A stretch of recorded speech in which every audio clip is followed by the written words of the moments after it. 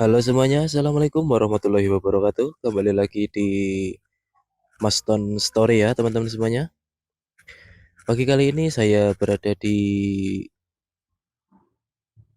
Plat Genap ya, Plat 6 di Palasari, di Kecamatan Cilengkrang.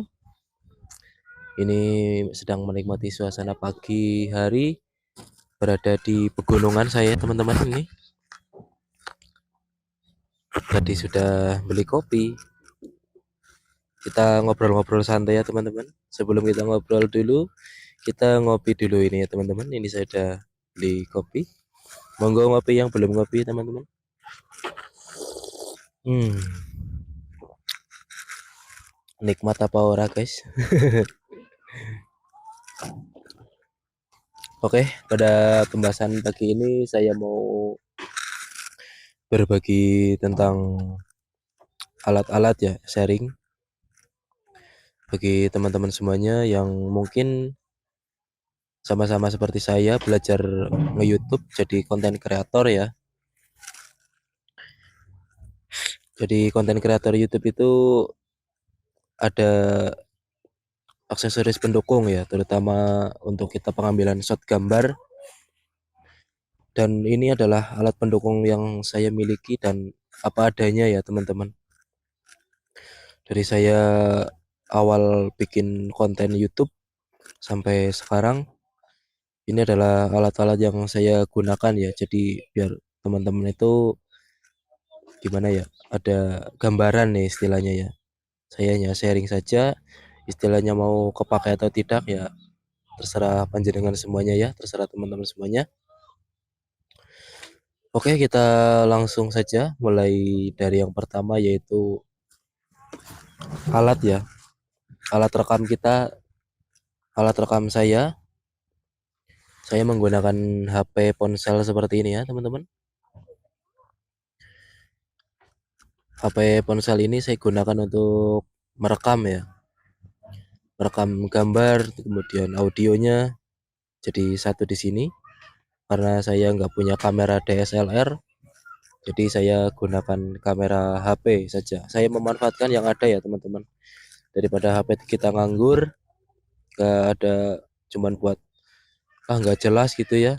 Lebih baik kita bikin konten yang bermanfaat lah intinya ya.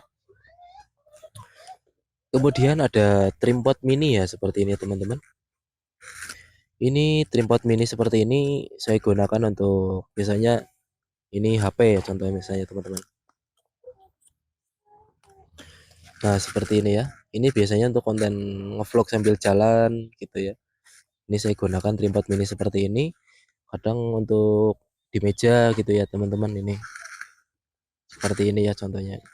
Buat di meja kita ngerekam, kita mau ngevlog gitu, kita taruh di meja dengan spot yang dekat dengan kita ya. Dari tripod ada tripod mini, kemudian ada tripod yang besar seperti ini ya teman-teman. Ini ya. Ini tripod udah lumayan lama dengan saya, sejak tahun 2016 kalau nggak salah ya beli dulu. 2016-an ini udah rusak guys.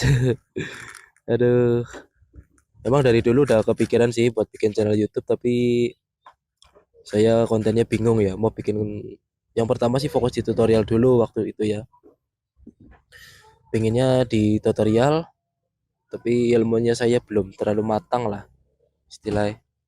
Jadi saya belum pede kalau menyampaikan ilmu kalau belum matang. Saya sendiri juga belum matang gitu ya kalau menyampaikan ilmu. Kalau belum matang itu masih kurang pas kalau menurut saya. Dan target 2024 adalah target saya membuat akun YouTube ya, untuk sharing ilmu. Kemudian kita lanjut lagi aksesoris penambahan yaitu mikrofon seperti ini ya teman-teman. Ini mikrofon wireless ya, tanpa kabel. Ini mikrofon wireless yang tanpa kabel. Ini adalah mic-nya atau transmitternya yang merekam suara kita atau suara saya ini. Saya menggunakan mic wireless ini ya teman-teman. Ini transmitter, ini adalah receiver untuk penerima gelombang audio kita ya.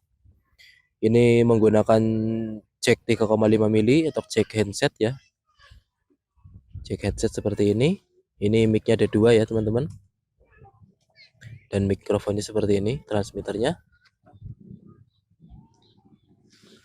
Seperti ini ya. Ini untuk mic.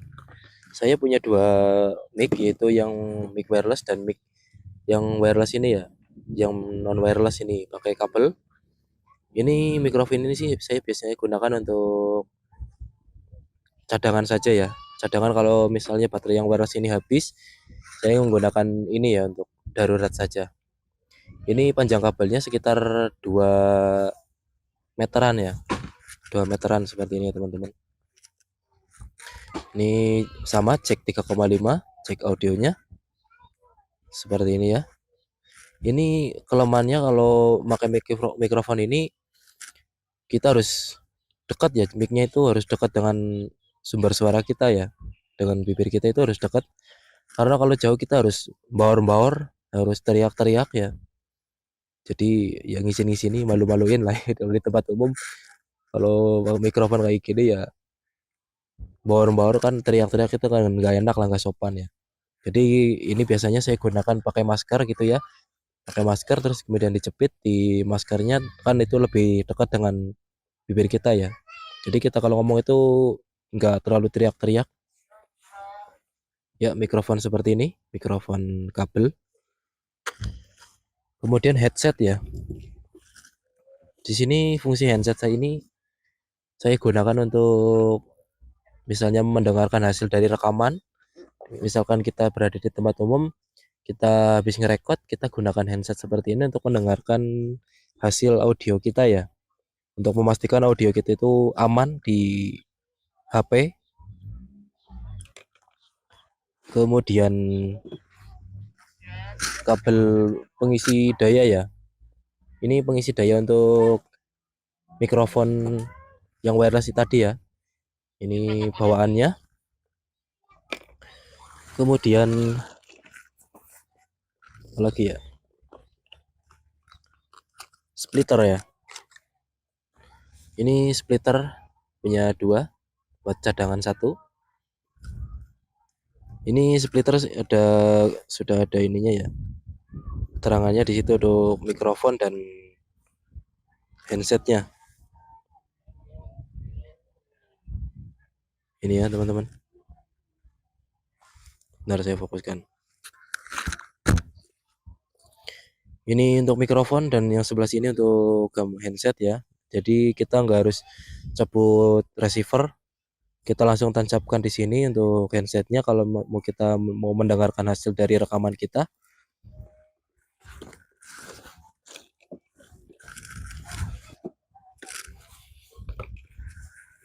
Kemudian strap cheese ya,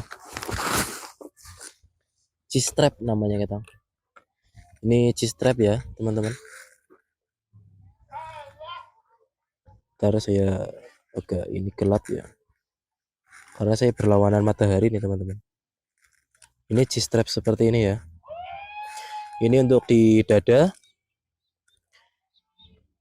Ini kalau buat ngevlog sambil jalan ya, kalau di motor ini kurang cocok teman-teman. Jadi gambarnya tuh kayak gini tuh, goyang-goyang naik turun gambarnya itu.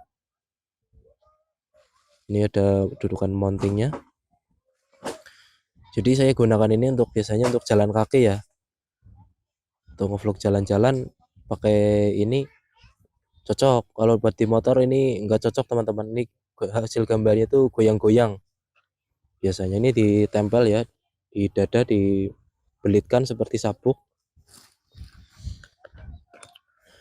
Setelah itu pengisi daya ya, pengisi daya darurat seperti ini saya bikin sendiri ya teman-teman, dari casing paralon.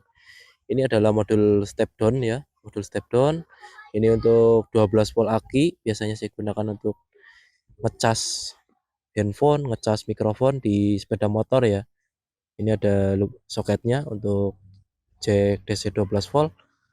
Saya tancapkan ke aki untuk pengecasan HP, untuk pengecasan mikrofon dan sebagainya ini ya. Ini saya bikinan sendiri ya.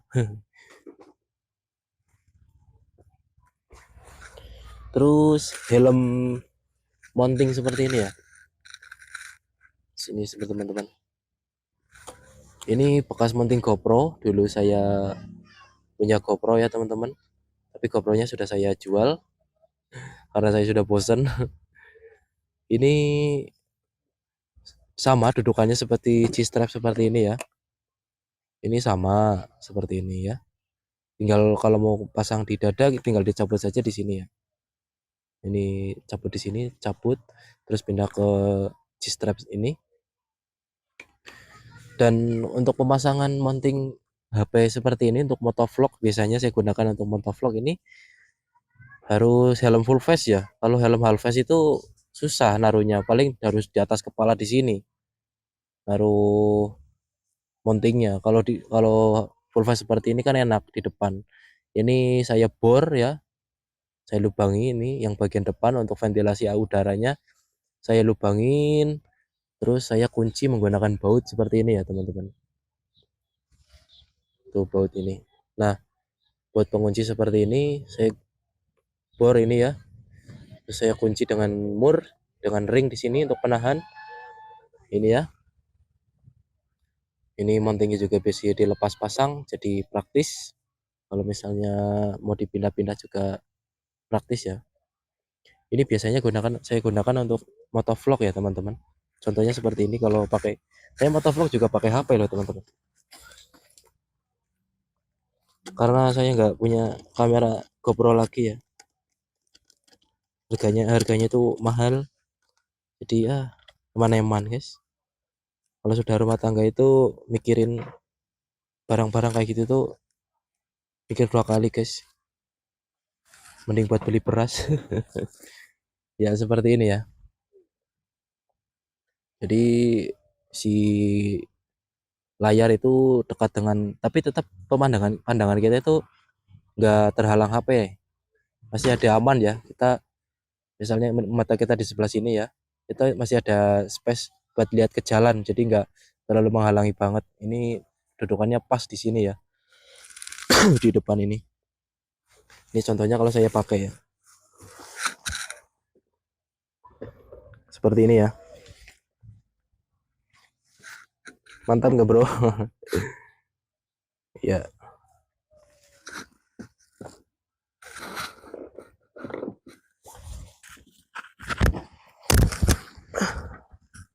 itu untuk yang di helm ya, yang buat konten motovlog biasanya saya gunakan yang mounting ini buat yang di helm. Enaknya helm full face. Kalau half face itu paling taruh di atas, nanti kalau jatuh juga nggak kelihatan. Kalau di depan ini kan kita bisa mengontrol ya, mengontrol HP kita. Mungkin dari gambarnya kurang cerah kita bisa setting-setting. Kalau misalnya menggunakan di dalam half face itu kan susah, nggak ada moncong depannya ya. Kemudian apalagi sudah mungkin ya, tripod sudah, handset udah semuanya ya. Mungkin itu saja sih yang saya punya ya. Kalau alat pendukung lainnya seperti ring light ya, ring light saya belum punya, tapi kalau bisa mau bikin sendiri saja ya. Buat menghemat lah bro, kita hemat biaya. Buat jadi konten kreator itu kan kita harus dituntut jadi orang yang kreatif toh, bukan jadi orang yang konsumtif. Ya kita sekreatif kita lah, sebisanya kita memanfaatkan apa yang ada. Tinggal kita menggali potensi apa yang ada di dalam diri kita. Oke ya bro, apa saja lah kita itu bisa jadi konten ya. Dari kita bangun tidur sampai menjelang tidur itu bisa dibuat konten. Yang penting ada value-nya, ada nilai apa ya di dalam video itu ya, pesan moralnya gitu ada gitu. Oke teman-teman, mungkin cukup sekian video dari saya. Dan di sana itu ada kegiatan acara anak sekolah ya. Itu. Ini saya berada di warung serabi ya teman-teman. Ini itu ada warung serabi di belakang saya. Monggo mampir yang kalau kelewat sini, ini arah ke Jalan Batu Kuda bisa ya teman-teman. Batu Kuda, terus ke mana lagi ya, Warlos bisa lewat jalan sini dari arah yang Cilenyi, dari arah Cilenyi ya, naik ke sini ke jalan ke 46, bisa tembus ke Batu Kuda, bisa tembus ke Warlos ya. Monggo kalau mau mampir di sini ada warung Surabi ini. Tapi saya pesan kopi aja lah karena saya lagi pengiritan. Pengiritan gayamu. Oke, mungkin cukup sekian sharing tentang alat-alat aksesoris yang saya gunakan untuk mode rekaman ya, teman-teman. Untuk mode rekaman saya bikin konten. Mudah-mudahan ada manfaatnya untuk teman-teman semuanya yang baru mungkin memulai seperti saya, baru memulai konten ya. Itu adalah alat-alat yang saya gunakan sebagai konten kreator yang apa adanya. Demikian video dari saya, semoga bermanfaat untuk teman-teman semuanya. Sampai jumpa lagi di Maston Story selanjutnya ya. Saya akhiri, assalamualaikum warahmatullahi wabarakatuh. Terima kasih teman-teman semuanya.